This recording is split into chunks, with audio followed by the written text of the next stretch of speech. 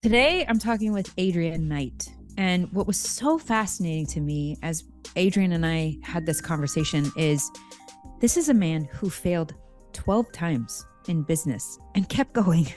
And he finally discovered the thing that he's really, really good at. And all of a sudden, his business, his life, his finances took off. And in today's conversation, he talks specifically about how to buy and sell businesses.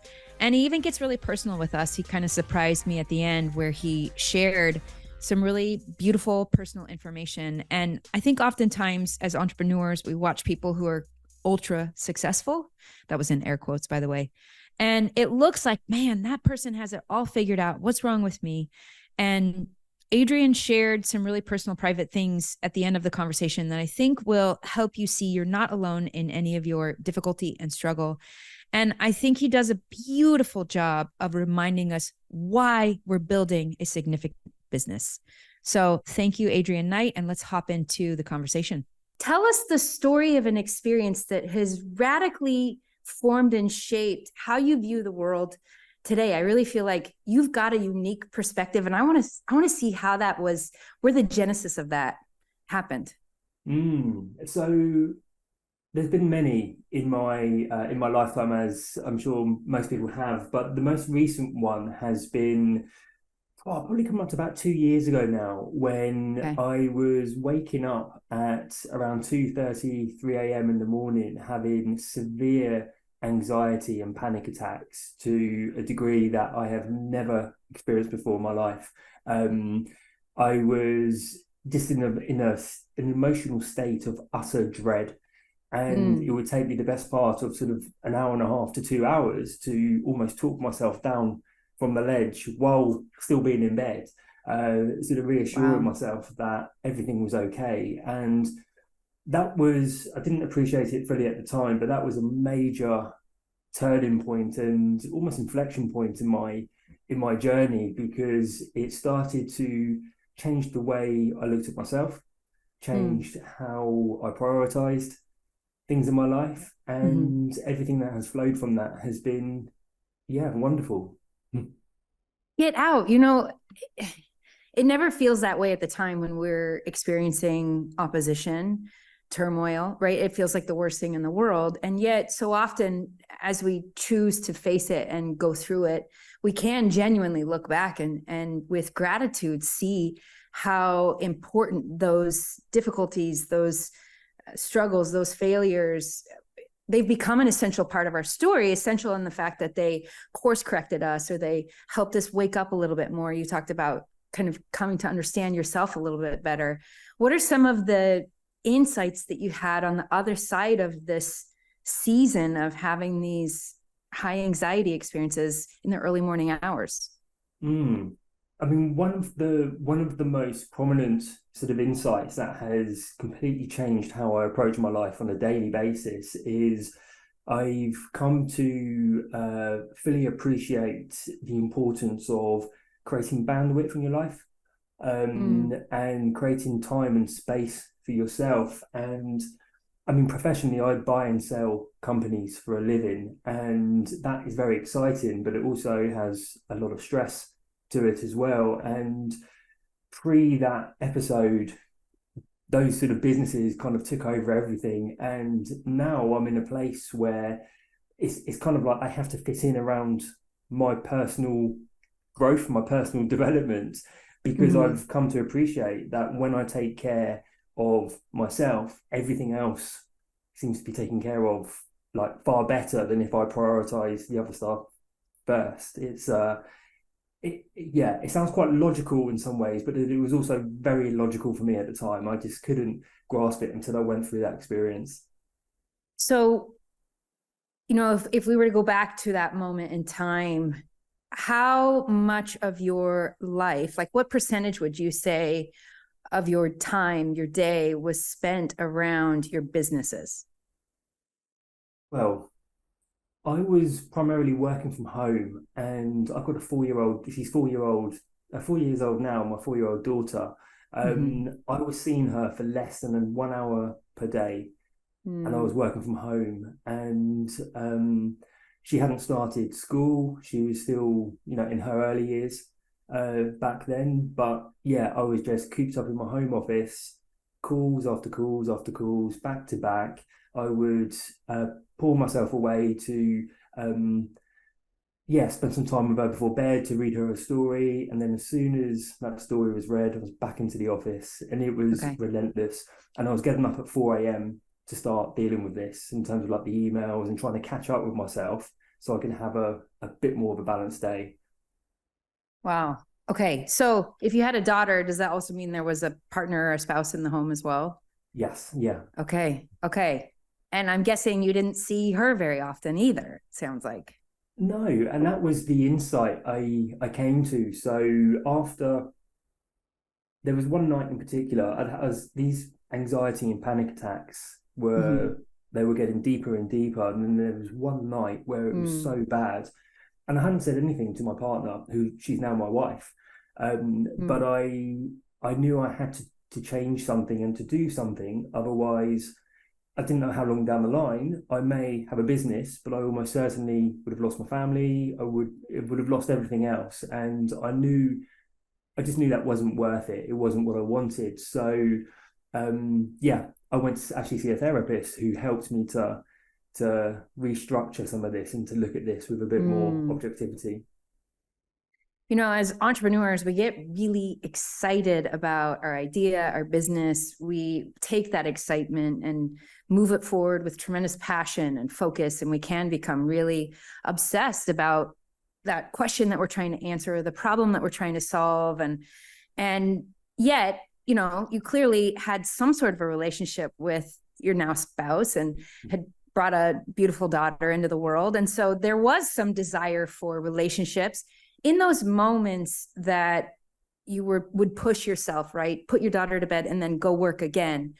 What were the thoughts or beliefs that you had that would push you towards business rather than spending time with individuals? Maybe they're things that you now have changed, but I'm curious, right? There's Mm. always that moment of inflection point where we're faced with, I really want to go spend time with my significant other, but I have to go do this.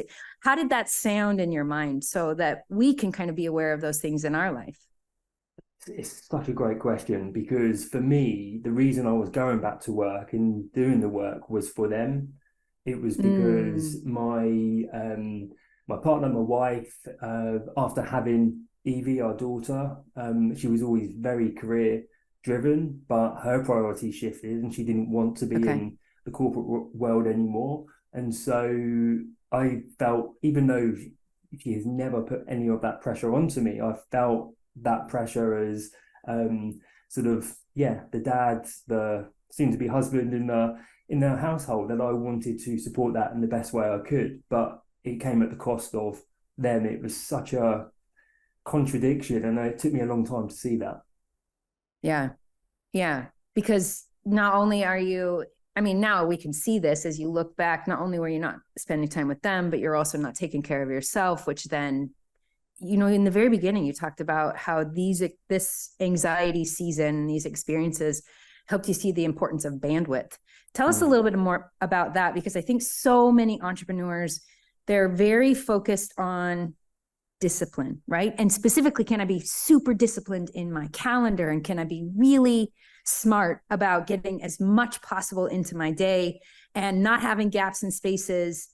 I know I've been there before in my life. What did that look like for you? And maybe start to walk us into some changes that you have made because of what you've learned during that season. Mm.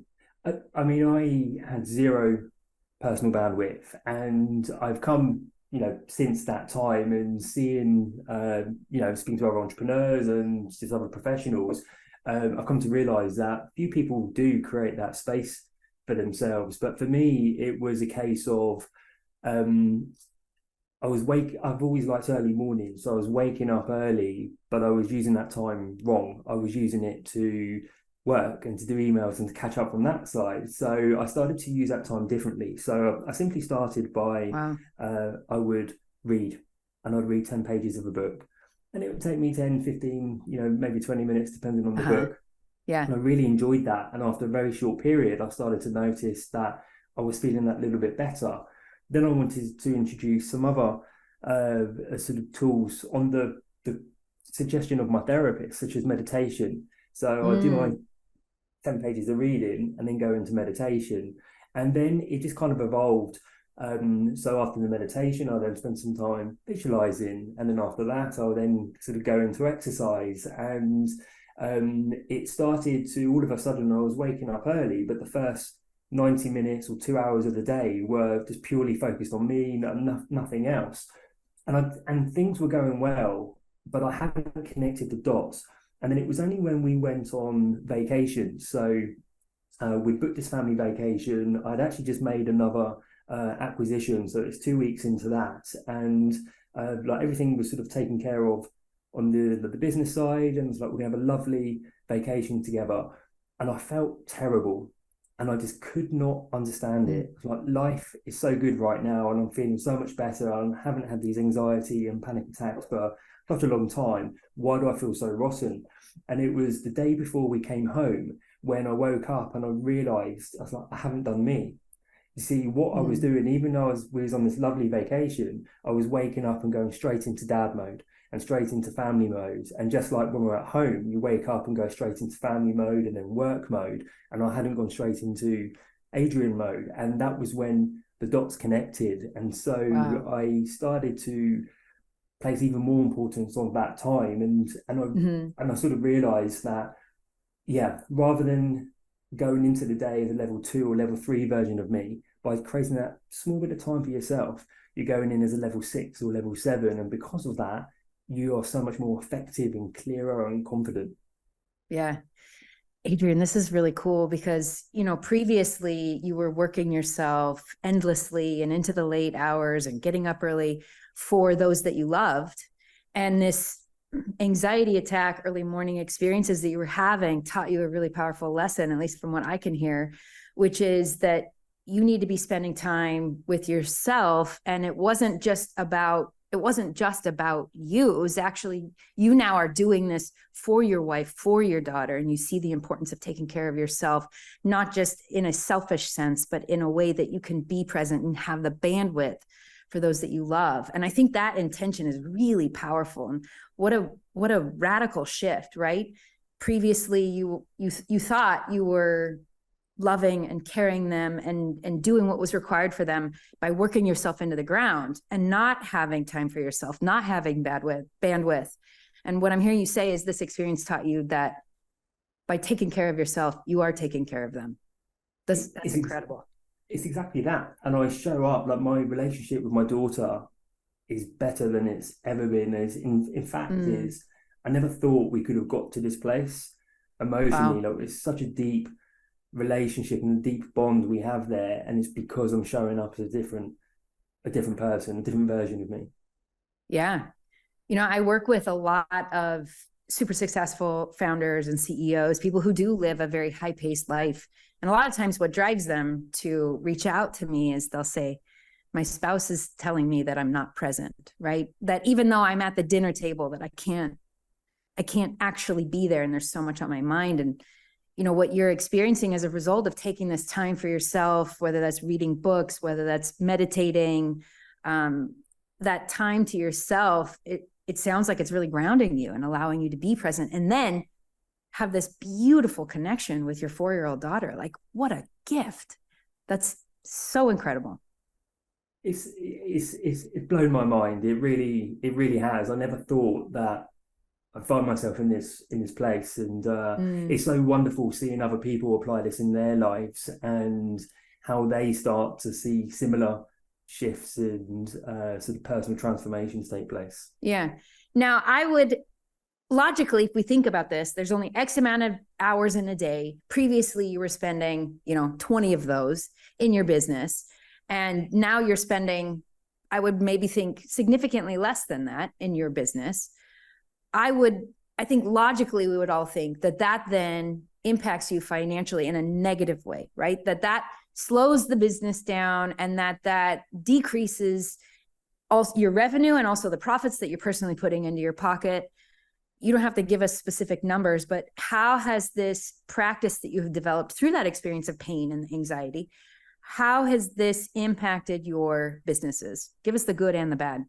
Yeah, I mean, so what happened after I started to work with this is I noticed that I was becoming a lot more clearer on my reality, like on like my world, I guess. And Wow. as a result, I was seeing the same things but from a different perspective, and I had the Okay. confidence to follow through. I was making decisions around them, hard decisions, but I had the confidence to follow through on those and didn't have any doubt that they weren't the right decisions to make. And so, yeah, looking at it from a financial perspective, um, I mean, I'm trying to think of exact numbers. I mean, my personal income, I mean, it must have quadrupled over the last couple of years, and I'm not just sort of saying Yeah. that. Yeah. It really has, and certainly my net worth as well has gone up considerably because I'm operating again from that higher version. It's the only sort of words I can find for it, that higher version of Yeah. myself. And so I've just recently had another exit from a company I acquired. It wasn't too long ago, and it's been the biggest one I've had yet. Um, I love and, this. and the irony is that I'm working less than ever before. I mean, it's 20 past 1 here in the UK, and I've probably only done around 90 minutes of work so far today. I've still got a bit more to do, but I'm picking my daughter up from school in 2 hours. I So love that. it's yeah, it's crazy. So good. I I'm not surprised to hear these results, and at the same time I can see how for most people logically that makes no sense, right? That Mm, you're spending less hours in your business and yet you're more productive. You've increased your personal income by almost 3x. You had a recent exit with one of your companies that was the biggest that you've ever had, and yet you're working less. And it's by spending more time being present. Specifically, it sounds like in the morning, and really grounding yourself, centering yourself. And I thought this was so beautiful how you said, by taking that time, you are increasing your confidence to follow through on your decisions. And I think there's so much lag mm, that happens in our decision making or our inability to make decisions. But you even were saying it's the follow through on the decisions, which I think is so cool. It's so nuanced. And, you know, oftentimes the difference between where we are and in a place exponentially greater is just these really seemingly insignificant tweaks, right? Who would have mm. thought the Adrian prior to these anxiety attacks would have probably argued to the death that working fewer hours and quote being more present in my life, like that probably just didn't make any sense. And yet the pain of those anxiety attacks drove you to seek answers. And it sounds like you went to a therapist. What are some other things that you did in that moment as you were seeking answers? I think something that you said that I think so many people can relate to is you find yourself in this situation, you worked your way into this situation, and we realize that it's not sustainable, right? I Mhm. can't keep doing things this way. Something has to change. And yet, what is that? What has to change? And what you shared with us is so counter to what any entrepreneur would have guessed previously. So what were some of the things that maybe you tried and tested as you were seeking answers to this pain that you were experiencing? Mm. I mean, it all started with creating bandwidth. Like I can't stress that enough. That was just the foundation to all of this because and even with the like the decision making, because what I come to realize from the benefit of just reflecting on this was that previously, yes, I was busier and I may have been making 100 decisions a week, but what was the quality of those decisions? They were probably quite low quality because I had to make another one, and there was like it was so frantic. Whereas now I may make 5 decisions in a week, but I have so much more bandwidth to to to reflect and to look at them and to speak to other people and to get advice. So the quality of those decisions have been, 10x or whatever that number is.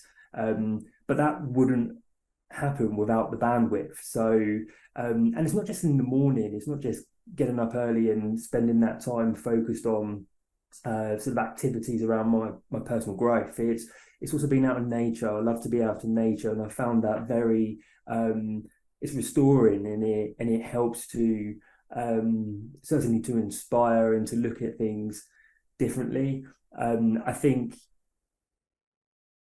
speaking to other people and seeking advice from multiple sources as well has been extremely powerful. Sources that I may not even have considered previously. But again, it's having the bandwidth to be able to do that and creating that space in your day to be able to go seeking for that. It's interesting how you were saying, previously you were likely making 100 decisions a week, but those decisions were coming from a really frantic place. And that was really unexpected that you would say you're maybe making about 5 decisions now that are coming from a confident place.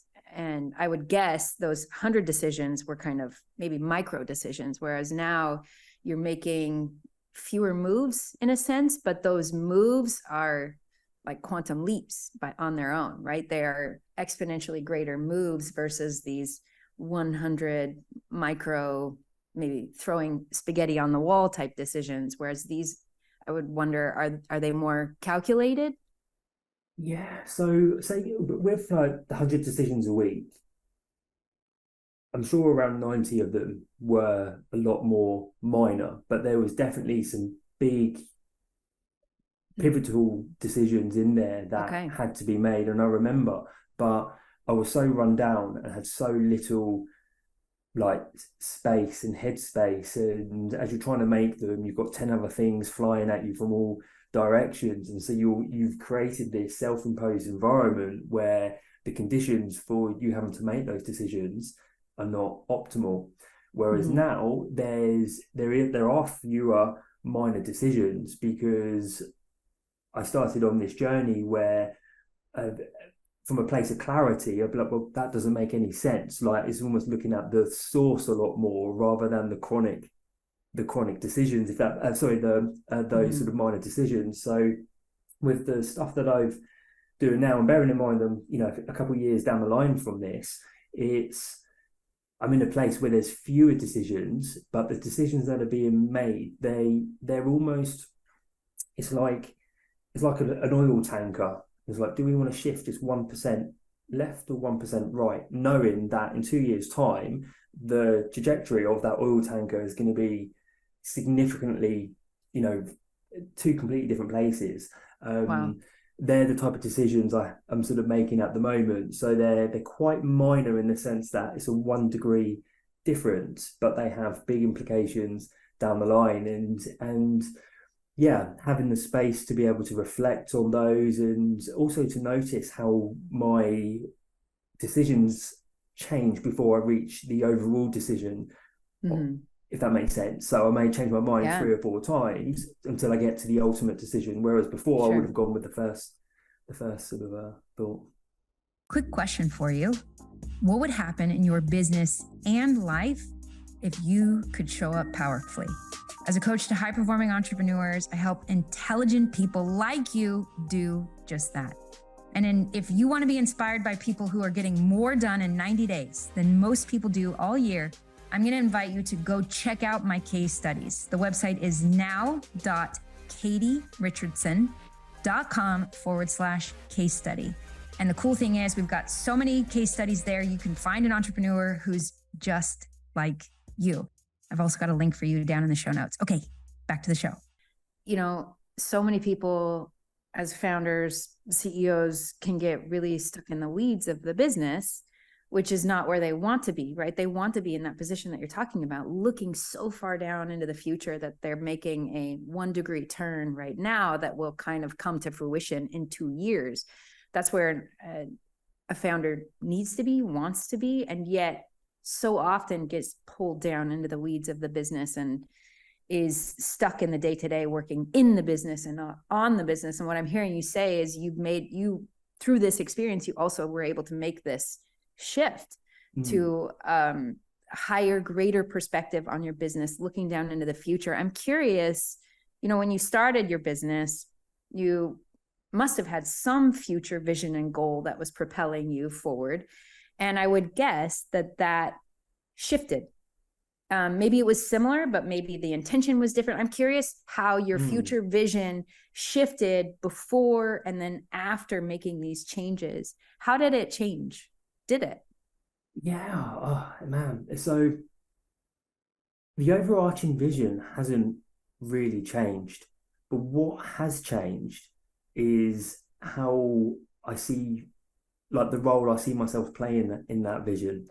That was the big shift for me. So in terms of getting out of the weeds in the day to day, the pivotal sort of insight I came to was that I was the biggest bottleneck in the Yeah. business. In whatever Okay. business I went into, I was that biggest bottleneck. And so in theory, by removing myself from that picture, then things should, in theory, move forward. And that actually proved to be correct. So the vision hasn't changed. We have a group of companies in the children's education sector. It's scaled quite quickly because we're growing for acquisition. But yeah, whereas before I saw myself probably a bit more at the helm, steering the ship, I see myself probably sitting more in the background now and almost pulling some of the levers while I let people much better than me like sort of perform those roles. Wow. That's really fascinating. So the vision didn't change, but how you're executing it, kind of who you are in that experience is what has really shifted. And that's really incredible. Tell us a little bit more. First of all, I want to say thank you so much for being vulnerable and sharing this experience. I think there's going to be so many people who relate to this. And, I've had my own journey and there's some similarities along what you've shared. And I think sharing that wisdom with people in a lot of ways, somebody who's kind of caught in the traps that you and I were caught in the beginning, they won't really be motivated to change until they have that wake up moment early in the early morning hours. But I feel like by you sharing your story, it shines a light on where to look and what to try in those moments for those entrepreneurs who are realizing that where they're at is not sustainable. And I'm really fascinated by your business of buying and selling businesses.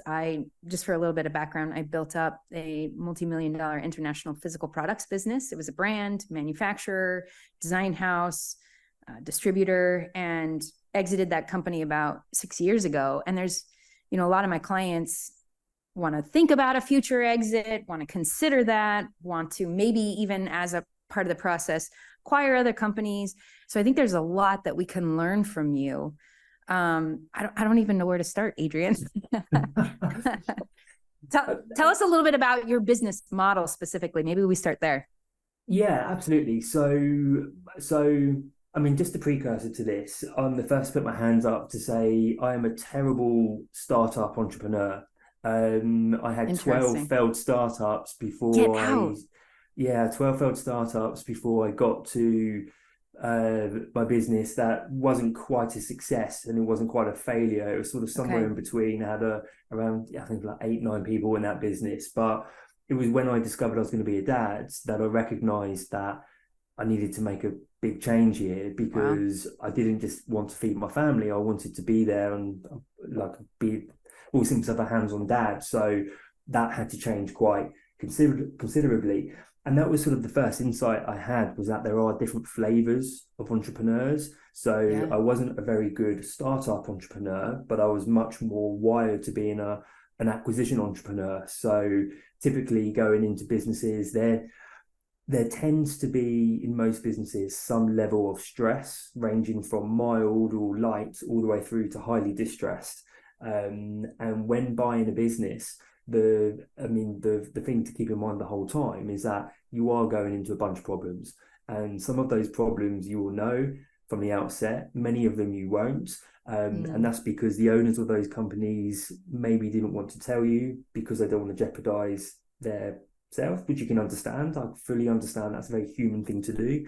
But more scarily is that they didn't even recognize some of the problems in Sure. there. And so that's the sort of the first major sort of point I really want to sort of hit home to people, is Yeah. that it's not all glamorous. You are going into a bunch of problems.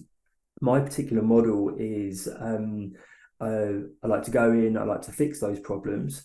then depending on the sector, so I've used this skill set to build up a group of companies in the children's education space. We're sort of multi-million revenue, got a good team of people. We currently educate around 10,000 under 5-year-olds every academic term in the UK, and the business has been going for just over 3 years. So it's really early days for that, but it's all done through acquisition. So any acquisitions that I do in that space is very much done with a holding mindset. So a 30-year vision, like we're building this to because it's so purpose and mission driven, rather than, it has to be commercially viable, of course, but it's not the only thing driving it. It's the purpose.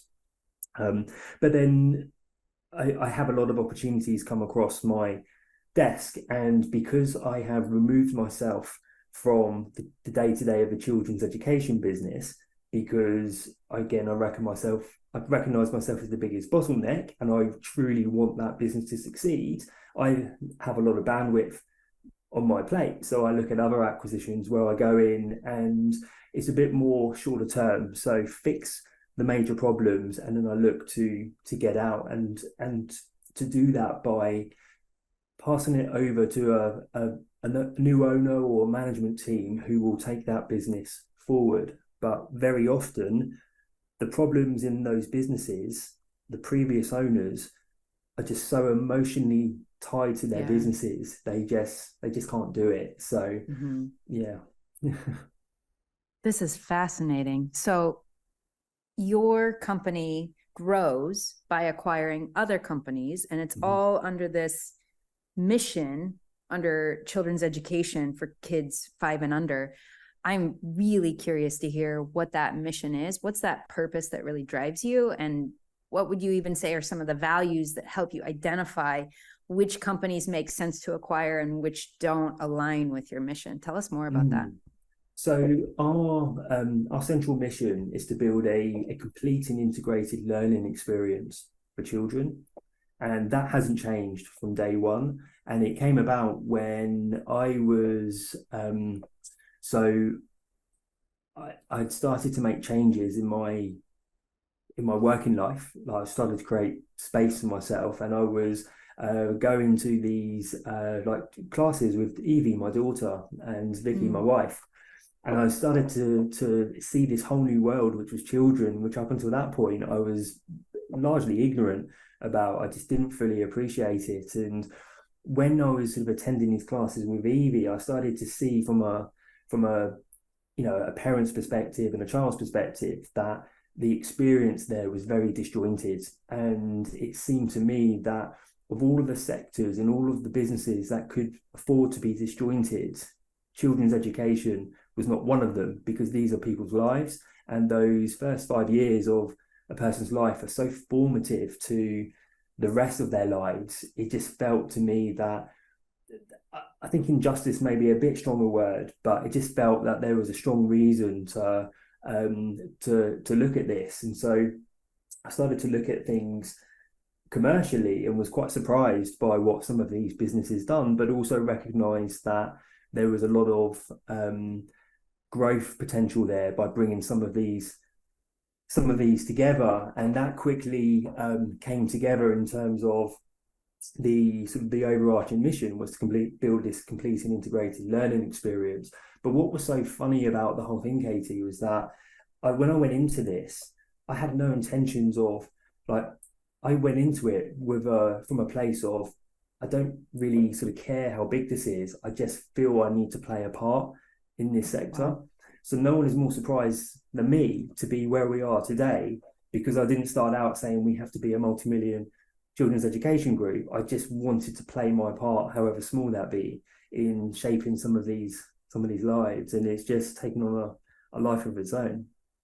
And I'm really curious, as you noticed, as you were attending these experiences with your daughter, Evie, and you noticed how disjointed it was, did you feel like you even had a sense for how to solve and create this more complete educational experience? Or were you just like, there's opportunity for growth here, it's disjointed, and I'm going to jump in and figure that out? Well, yeah, so I looked at so in the UK you have an educational framework that's published by the government that all of the schools and early year providers have to follow. So all of the learning objectives of children have to be aligned to this framework. And for under fives, it essentially boils down into seven different segments. So you've got mathematics, for example, as one segment, and you have social and communication skills is another. And I didn't really think anything more of it, but then I had the opportunity which was my first acquisition, to acquire a small franchise network that specialized in speech and communication for under 5-year-olds. And I just loved it. I just absolutely loved I just loved it. It was so small. Commercially, it wasn't setting the world alight, but it was that mission. And I instantly saw that, oh, wait a minute, that's one of the seven segments. And what if we could get another six and pull them together? Then we'd have that complete experience. And so it was very sort of elemental, my thinking, like very basic, but that was kind of where it went. And it just sort of evolved from there, really, as I got into the sector and I started to see, the other areas that framework built out. My history is I'm a product designer. That's kind of where I got started in business, is designing and manufacturing products. And so I noticed myself having all these questions and curiosity around the product. And what I'm starting to realize as you're talking is, for you, the product is the business. And you look at the business as you're considering acquiring these different businesses that fit into these seven segments. You're looking at the organization, the structure. Am I getting this right? And because it sounds like you're less in the details of the actual product or service, and you're really looking at the business as an organization, almost as your product, and you're seeing how it's functioning and looking by, pulling out the founder who's too emotionally involved to be able to make the changes that the business needs, and you're putting somebody in place who has the right skill set and understanding of the industry to be able to make those changes, which is really cool. Did I get that right? Yeah, absolutely right. And that's come from the world of buying and selling businesses, because I look at so many and have looked at, hundreds upon hundreds of businesses, and seen different models and see different ways in which businesses sort of work. I've come to, in my mind, a business is a product. I don't feel so emotionally connected to it. It's a product. And so when I look at a business, I'm like, oh, well, this is a great product but it's in the wrong, it's on the wrong shelf. It needs to go over here. And this, so it will have a better chance of selling. And so that's exactly the viewpoint I've looked at, just instinctively. I haven't really thought about it this way, but the children's education group is every business is almost its own product. It's how can we get this suite of products working together and complement each other? Which is cool, because we go back in your story, you yourself were trying to do startups, and I think this was so brilliant of you to recognize that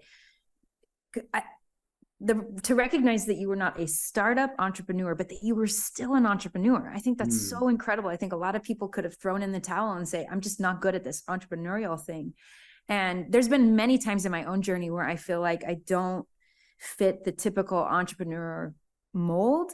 And yet I've been able to kind of find my place, my niche in the entrepreneurial world. And it sounds like you've done something really similar, which is really incredible. And usually, to be in this position where the business is the product and you're able to kind of look at these different businesses and understand by bringing them together and packaging them up maybe together and create this profound offering by doing it's this very, I can only imagine how your mind works, really. I think it's quite fascinating. And to have the courage to step away from startups.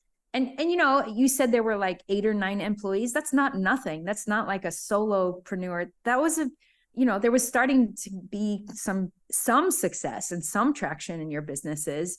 And yet you were having this experience and this pattern of realizing that just was not where you could thrive.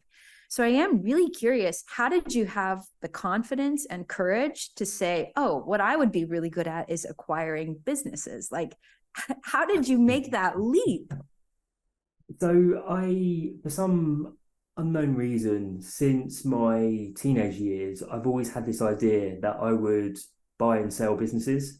I don't know where it came Wow. from. There was no logic to have that idea. But I remember, like, I had friends from when I was like 19, 20 years old saying, I remember you saying that you was gonna do that. But I always felt to do that I had to go through the startup journey almost as a rite of passage, because there was things you would learn starting a business that would Right. work in your favor. I Yeah. certainly don't suggest that for everyone, but that was just what I felt was my personal journey. And then it was when found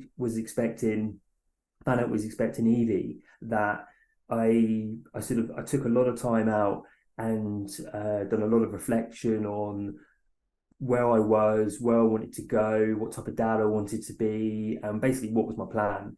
Mhm. Because priorities were shifting very quickly, and I realised that I still wanted to do that, but like I need to get going with it. So my very first acquisition, because this does feed into the like identifying the type of entrepreneurs, and I love talking about this, which is why I wanted to give the context, because I think so many people give themselves a hard time because say they can't get a startup business going, but actually they'd be a phenomenal entrepreneur in a slightly larger business. Was that my very first acquisition was a 30-year-old management consultancy that specialized in exit planning and helping companies to prepare for an exit. And this business also physically sold them, so it sold around 150 million worth of businesses over the previous years, and that had about 100 active clients on there. So I bought that management consultancy for £1, as it turns out. And I had that for 2 years and then I exited it. But one of the greatest things I took from that business was that it gave me this broad perspective across around 100 of our clients that ranged from 500,000 in revenue up to 20 million in revenue. And you could see the different phases of a business going from the like sort of a startup all the way through, and you could see the different skill sets that were required, and also you could see the bottlenecks that many of the owners were struggling with. And then the whole it's like the curtains were pulled, and I was like, I now understand why I was so terrible at Wow. starting businesses. But equally, I can see that like my skill set fits very well in businesses like lower mid market. So say around 2 to 3 million up to yeah, sort of like 10 plus. But then at that point, it would require another change. And then another change, and then another change. And so yeah, it was definitely like a journey to that. But like to the point, which I think is so important, is that for a lot of people, they are the biggest bottleneck in their businesses. But just because they're struggling with this stage of their business doesn't mean they won't be good at another stage. Or yeah, it doesn't. Yeah. Adrian, this is fascinating. Something that I'm always curious about is how an entrepreneur gets in their own way, because that's where we have power and control, right? If we're the ones getting in our own way, then that means I can remove that obstacle and be propelled forward. And the idea that you would have the audacity to have 12 failed startups and go confidently talk to somebody who had a 30-year successful business with 100 active clients and confidently say, I can buy this business and improve it. Like, I'm asking myself, where did that come from? And what's interesting is you had this desire from a young age. So it comes from this desire from a young age to be somebody who acquires businesses. And it sounds like that gave you the courage to go pursue it. For one, it gave you the desire, the drive to go check it out. And as it sounds like, as you were looking at businesses, and in particular looking at this one, you were like, oh, because you were outside of it and you weren't in the soup, so to speak, and then caught in the delusion of that, you were able to see your own mistakes from your 12 years of struggle. And I'm just like, I just want to give you this huge high five. The fact that you had the courage to keep going and to go figure out how to apply your skill set in a really valuable and productive way is so beautiful and so inspiring and really incredible. And I want everyone who's listening to this, because we've all had failures, and sometimes those failures can really have us second guessing our talent, our skills, and our abilities. And it doesn't sound like you did that. Like you figured out a new way to apply your skill set, and your failures ended up becoming a really essential ingredient ultimately to your success, which is just really incredible. So I know we only have a few more minutes left, and I would guess, even though you've learned all of these things and you're making tremendous progress, you just said you had a recent exit that was bigger than you've ever had before. You've 3x'd your own personal revenue, which is awesome and amazing. I know that at new levels, there are new devils. What are some of the oppositions that you're experiencing now at this level, or kind of questions that you're trying to answer, or problems that you're trying to solve? What are some of your challenges that you face today? You don't have to expose yourself, but I am curious, what that is now looking like for you. So we've had so this has been really the forefront of my mind most of this summer. So we've had I mean, from a personal level, it's been a terrible year. We've just had several major life events happen in a very short space of time. So we got married at the end of July. Unfortunately, my wife's mother passed away a few weeks before her wedding, our wedding. Wow. I found out the week of my wedding that my younger sister was diagnosed with breast cancer. We had another 2 or 3 people very close to us who all came with this cancer diagnosis, like literally within a couple of weeks. An acquisition that I had done, because it's not all roses, they don't all work out, that started to go terribly south and was pulling me, like almost dragging me along a bit with that. And so it's put me into this mindset of again, I just kind of want, the word that comes to mind is like an inflection point. It's like, what is the future, like what, because I've been through a few of these before where I could see the deeper meaning in it. I knew that all of these events happening so closely was like a catalyst to something else, and to a change, but I didn't know what it was. So as I was going through that, I've remained very open to, different possibilities, and I could see myself moving away even more so from like the day-to-day components of the business of businesses, like getting even further distant from that, which surprised me, because I always had this identity of, oh, well, you're an entrepreneur, or and if someone asked me what am I now, I don't think I could really answer that question, which is mad, because I've always been like, well, I'm an entrepreneur, like that's who I am, and I don't know the answer to that question, but I'm totally okay with that.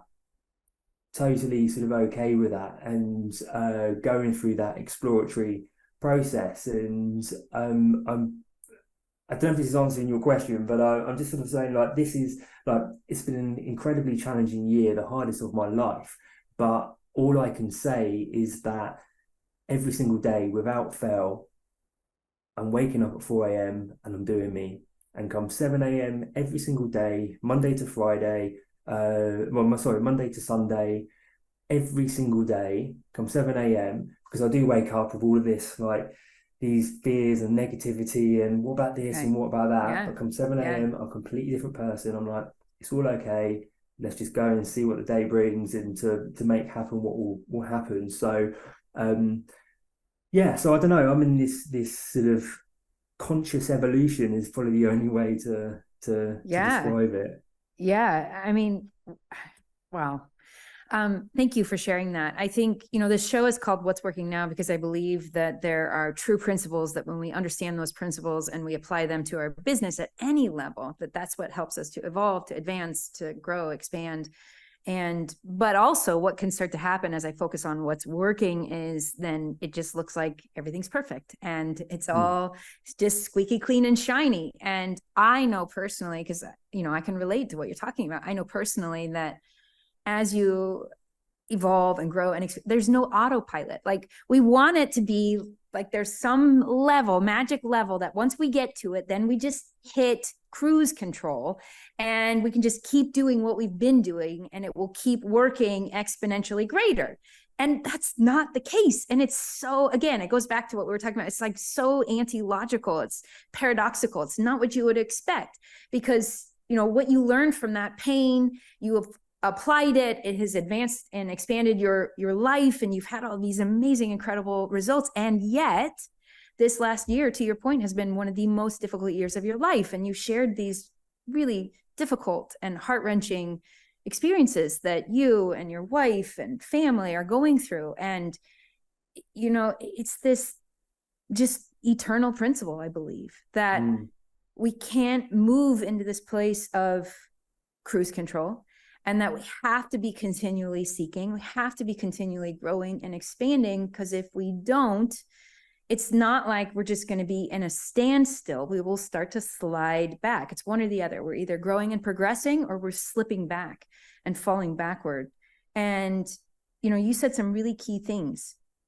You noticed that you're at a inflection point and that there's this catalyst towards change, and that even these experiences of your mother-in-law passing away and your sister getting a cancer diagnosis and other friends getting a cancer diagnosis, you're not looking at those as like strange, separate experiences. It sounds like what you're saying is life is saying, hey, Adrian, pay attention. Something has to change.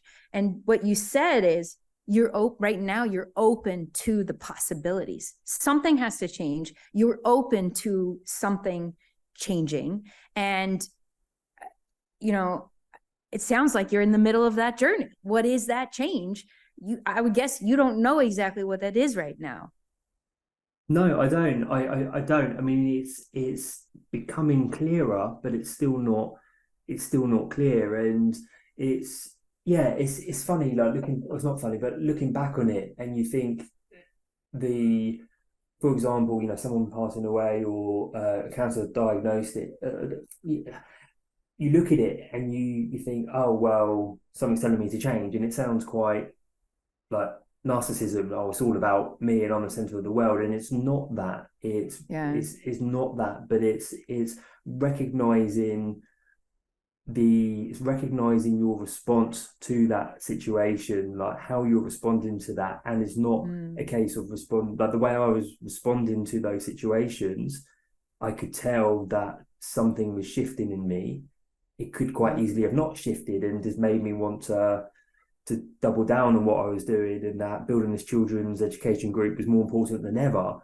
But that wasn't the response I had. I noticed with each of these like seemingly unconnected events, like I've got no doubt they were all connected, but I was noticing that the consistent thing throughout all of that was my response to that. And everything that happened, it kind of deepened and was becoming a little bit more clearer, but there was still a lot of darkness, and just even expecting the light to just go on wasn't going to happen. You just had to sort of work through that and to honor that place, because it has felt, it sounds really like funny hearing myself say this, because it has truly been the hardest year of my life. And when I say year, I'm talking about like it's felt as though it's gone on for an eternity, but it's only really been 4 to 5, maybe 6 months, like that period. But it's just felt like a true sort of baptism by fire. But I've felt so incredibly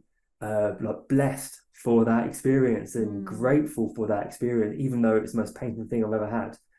It just, it was just, and is so remarkable, really. It's just remarkable. It's beautiful.